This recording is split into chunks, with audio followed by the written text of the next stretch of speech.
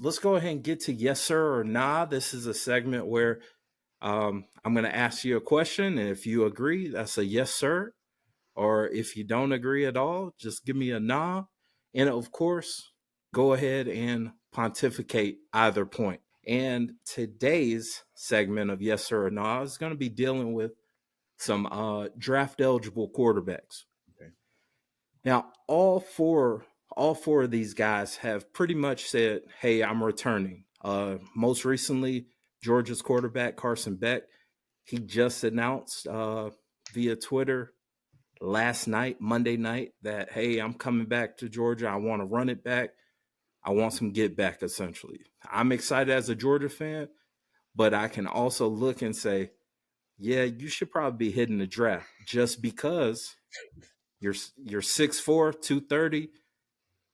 Hey, and the NFL is in current need of quarterback play, That's true. exceptional quarterbacks. So me as a Georgia fan, I'm going to be selfish and be excited, but also I'm going to be like, you should probably hit the draft as well as these other guys. But I want to ask y'all, Richard, yes sir or nah, should Colorado's Shedeur Sanders declare for the draft? No, not just yet. I think he have a lot to prove. Travis Okay. Hunter's going to be back next year. Mm-hmm. I think they were finished with 4-8, if I'm not mistaken. So Mm-hmm. no. I don't want him to go out that way. I don't think he wants to go out that way. He's competitive just like his father. And I think once they bring in some more pieces, Colorado, I think they're going to be fine. I think he at least wants to make a bowl game, at least, or more, or higher. Yeah. So no. I Shedeur need to come back. Is he ready? Absolutely, he's ready. I mean, he I trained think with so. Tom Brady. As y'all know, I'm not a Tom Brady fan, but I got to give credit where credit is due. Tom Right. Brady is a quarterback whisperer. So and and yeah, he definitely needs to come back. I look forward to seeing Shedeur next year. All right, Jada. Yes sir or no? Should Shador declare for the draft? Um, nah, that's the direct answer. I will give you a reason why I could see yes, sir, because I feel Okay. like he will fall in the middle of the pack in the first round, maybe even late first round, which means he goes to a better team. And with these injuries, he would be in a better situation. I Mm. don't Mm, think if he was to get drafted high, it would do him any good going to a bad team. But the reason why I say nah is the reason why that Richard pointed out. If they were 7-5, 8-4, making a bowl game, I think he probably would have left. But he don't want to go out like that. Remember, he was in a Heisman conversation the first 4 weeks, and then after that, we didn't definitely. hear nothing about him because of his team play. So I think he wants to right that ship. All right, I'm gonna agree with both of y'all, man. I'm gonna say nah for Shador declaring for the draft. Like you said, it's unfinished business, man. It's absolute unfinished business. Travis Hunter returning. You got weapons on the outside. It's still excitement in Colorado. Amongst those Colorado, the Colorado fan base, love them or hate them, they're very excited for this team, and Shador is a major part of that team. When it's said and done, your dad is the coach. Like, of course, you're not declaring early. Your dad is like, nah, bro, you ain't going nowhere. You're coming back with me. So Can we also add that because that's a tremendous point that you just made. Yes. Not only is my dad the coach, but I want to make sure that get him started with this program in a positive light. So if I exactly. can give him another year to get a quarterback or somebody else, then yeah, man, that's a great point. I didn't even think about that. Next quarterback is going to be Tex Quinn Ewers. Started off the season pretty hot, pretty consistent. Then unfortunately got injured mid-season. His backup took over, kept the ship going Yep. for a couple games, and Quinn took over, but he doesn't look the same. He doesn't look the same. But from a pro perspective, the kid is a first round talent. He's in the best shape that he's been in since ever in his life, and he has the tools to be a first round draft pick, first or second round draft pick.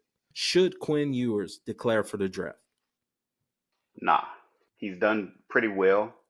I don't see when I think of first, second round QBs, I think of franchise QBs. I don't see that.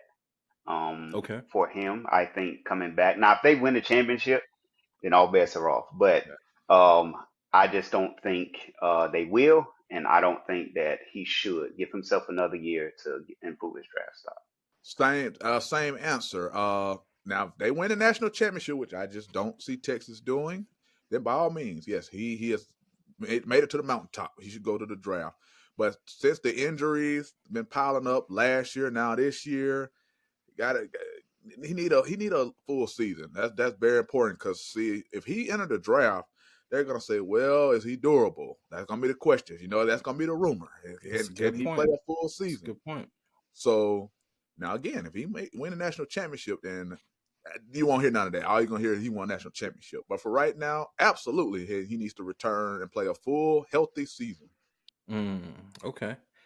I'm going to say yes, sir.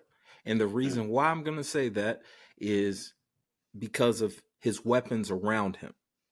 Just taking into account his top two wide receivers are going to be going to the draft. AD Mitchell, he's going to be drafted first or second round wide receiver. Xavier Worthy, I'm more than confident that he's going to declare for the draft as well. And even though Texas does a really good job of recruiting and surrounding themselves with some explosive players, I don't think you just immediately replace those two weapons. And you're putting yourself at risk of playing with lesser than options on the outside on the last year that you have as a college athlete. So me, I'm gonna say I'm gonna take my chances, declare for the draft because he's gonna do well at the combine. He looks the part. He can make every single throw. And again, like I said, he's in the best shape that he's been in for his entire life. So, man, go get paid, man. If Kenny Pickett is playing NFL football right now, you should definitely be out there, Quinn Ewers. So that's my guy. All right, Richard, Alabama's Jalen Milroe. He's a redshirt sophomore. Young man he had a roller coaster of a season, man, but it's still going up. That's the crazy roller coaster part about it. It was a little dip at the beginning. After the Texas loss, he got benched. Unfortunately, it was super weird politics in that we don't even have to talk about. But luckily, Coach Saban got his wits about him, started the guy who was the best option at quarterback for him, which was Jalen Milroe. They peeled off wins, including winning the SEC championship and leading their team to the playoff with a chance of winning another national championship. So my question to you, Richard, should Jalen Milroe declare for the draft? I'm gonna say this. No, and here's why. You have to excuse me. I'm still a little upset about Alabama not being Florida State. But I Understandably will so. say this. Understandably so. Surprisingly, and Alabama fan was shocked to see this because anybody who know me, I don't like Alabama. I don't like Nick Saban. But I defended Jalen Milroe following that loss to Texas. Yep. I felt like they didn't let him use his legs enough. They didn't run the right offense for him. Yep. Tommy Rees, I will give, much as I hate to give Alabama credit, those last 5 games, it showed you that they finally made the adjustment. He started getting confidence in himself. Now, he go out and win a national championship. Yes, he'd have made it to mountaintop. Yes, folks say, well, he need to go to the draft. No. I think he still need another full season because of development. I think he'll only get better because he like you said, it's going up. It haven't went down. It's going up. Right. So, and I look back at this clip that I saw after the Iron Bowl. He said, "Give him the Heisman." Right. So I think even if he win a national championship, he'll already be a Heisman favorite going into next year. He'll be even more developed, more confident he win a national championship. So he come back, it's going to be kind of scary what he'll be able to do and run the table. And now next year's a 12-team playoff.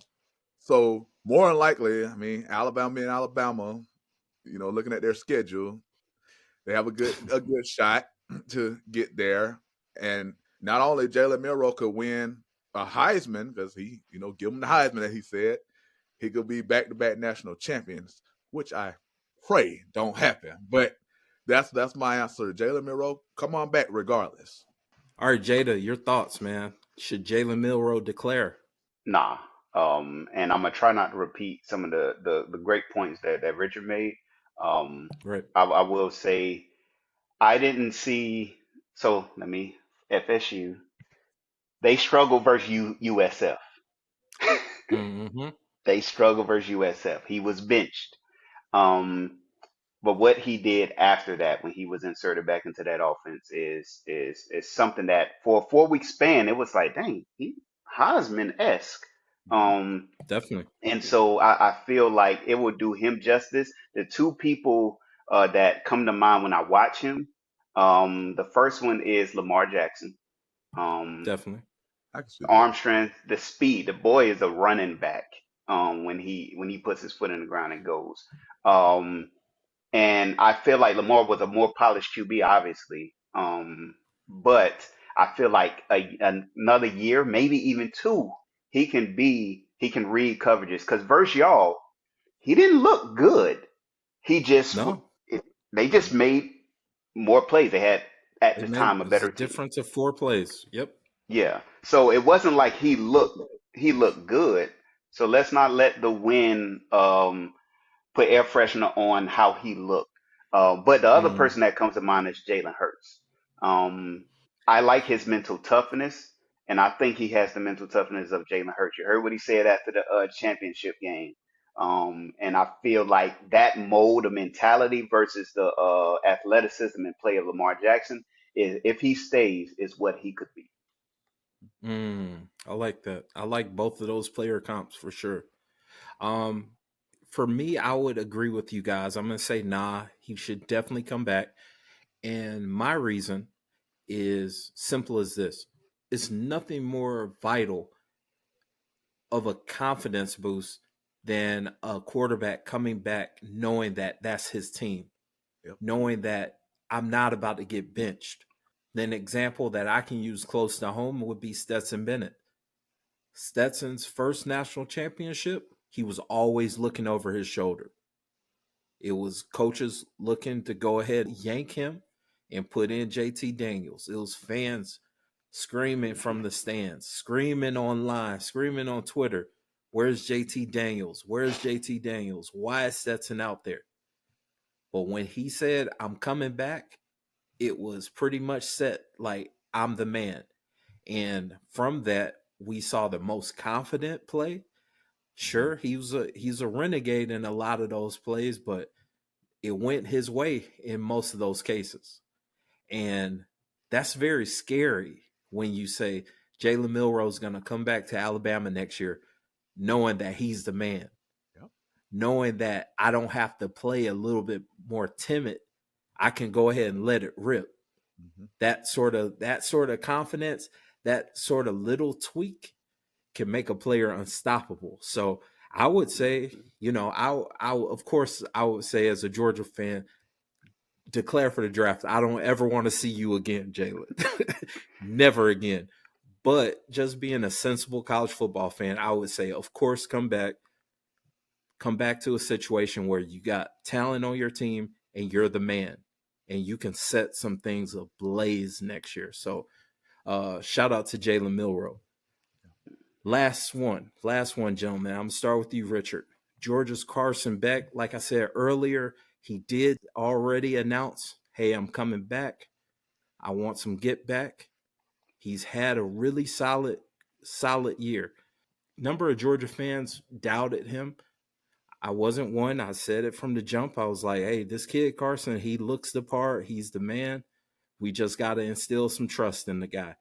And sure enough, with each game, he grew more and more confident. That Auburn game was kind of like gasoline for him because he got whatever jitters out and he was playing smooth and confident. And that's one thing I love about Carson is that he's always like this. You can just look at him and he doesn't look jittery. He doesn't look overwhelmed. He doesn't freak out. And that's what I love about the guy. And that's why I'm excited that he's coming back, because we have talent on our team. And now I don't have to worry about a quarterback being broken in. So, Richard, your thoughts? Do you think Carson Beck should declare for the draft?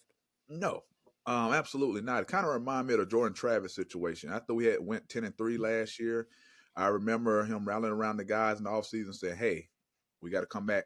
We got to come back and finish the job and compete for a national championship. Same situation with Carson Beck.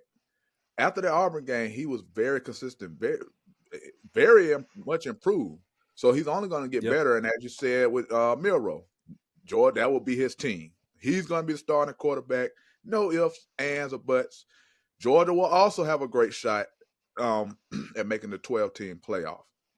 So he know that you all play enough to win, and he improved along the way. He won a ring. And don't be surprised after the bowl game, after the Orange Bowl, he gonna rally around just like Jordan Travis, and get well soon, Jordan Travis. He is gonna rally around sure. like, hey, we got to go finish the job. So no, Carson Beck, come on back. Yeah, definitely.